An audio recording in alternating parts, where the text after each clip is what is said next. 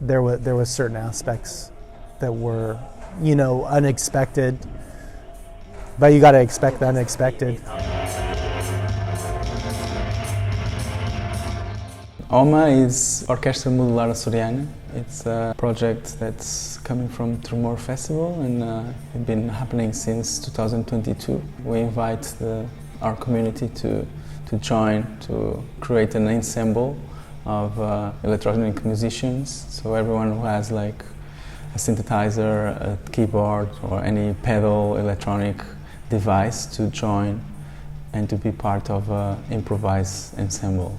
We feel there's a lot of musicians that have interest in being part of the festival, and the open call is always a way to kind of communicate and relate with our audience. There's a lot of amateurs, but also professional musicians, so they all mingle and try to find their own voice inside the project. So it's interesting because every year we have different persons, but we also have the same people, same persons that come all the editions. There's a few electronic musicians in the island that met in OMA and work together now. So, but it's on an informal basis, and it's always important for us to invite these international artists so they can also provide some information, so know-how to these musicians. And we've been all the editions were totally different in types of music and direction. So we really like to bring new challenge to the musicians. First was Pitching Barras, a trio from Chicago, like synthesizer trio. They did a 12 hours gig during the night. It was a sleep concert.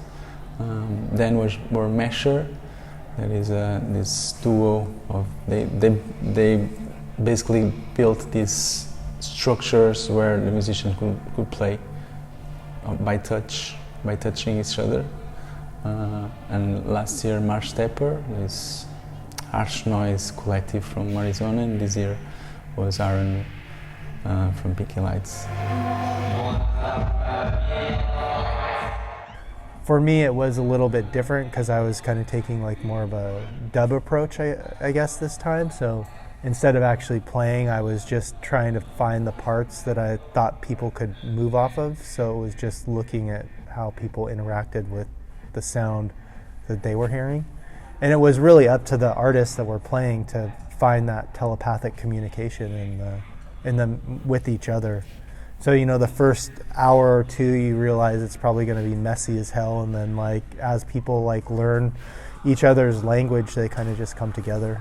And everybody seemed pretty experienced and that they wanted to be there. So it was, I don't think it was really difficult or anything. It was pretty fun and chaotic. We try to find musicians that have also already the tools to bring together these musicians, also the technical skills to be the directing, and directing can be just mixing or just trying to create a narrative, because also there's an important aspect of the project. It's a durational concert. It can be 12 hours, 10 hours or 8 hours depending on the edition, but you have to create a narrative, or you just bring and do the mixing, trying to find the different voices of the musicians that join in. They would all kind of find parts, and I would listen on my headphones, muting and listening to what each person was doing, and then oh, this works with this, bring that in. Or, sometimes they were all in together and I was just, affecting the whole overall sound.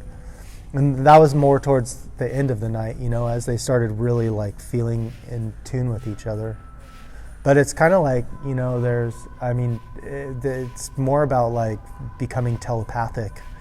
And it's real psychedelic, when you get into that. Because it's not I feel jazz, when you do jazz and you improvise with jazz, people actually know what they're doing. But this is you don't really know what you're doing. So it kind of has to come from somewhere else. Sometimes people are in they're like fully not playing notes because it's just a synthesizer and they're just doing what sounds good to them, so it's like then everybody has to figure out, okay, well, what sounds good with this. And then there were some people that came in and like some of the musicians handed them the microphone and then they just started singing, and then kind of went through a few different phases. Some of the musicians, their friends came in and they just were like, can you just do this? Let them play it for a while, The number one thing is just that people had to listen to each other. So it was like them figuring out how to listen to what the other person's voice was and then communicate with that. But it's just like how you do it, it's the energy, it's the emotion you put behind it. I think that is what makes things, especially music, makes it really special. The high point was actually like the end when like we all realized that we had finally achieved this 8 hours, and it was like then everybody was so happy to play with each other, and it was just like, at the beginning, and it like literally like I don't think we spoke a little bit, more when we spoke. It was like I was giving some metaphor about like anarchism and and we were talking about the anarchist movement in Portugal. This is like how we were preparing. We didn't even talk about music. We're talking about the anarchist movement in Portugal, and then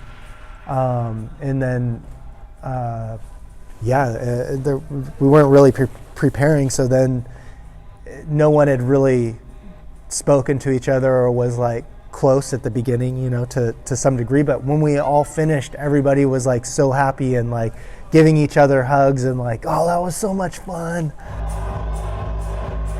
I didn't leave. I was like, I was forcing myself. I was like, I'm not going to use the bathroom. And they brought me food, and I was like, I'm not gonna like leave to eat. I'm gonna eat while we're still playing.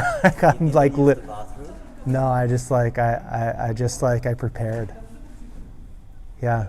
So I was just sitting behind the mixing board the whole time. So it was like. This is probably not going to keep about how do you prepare for not peeing for 8 hours.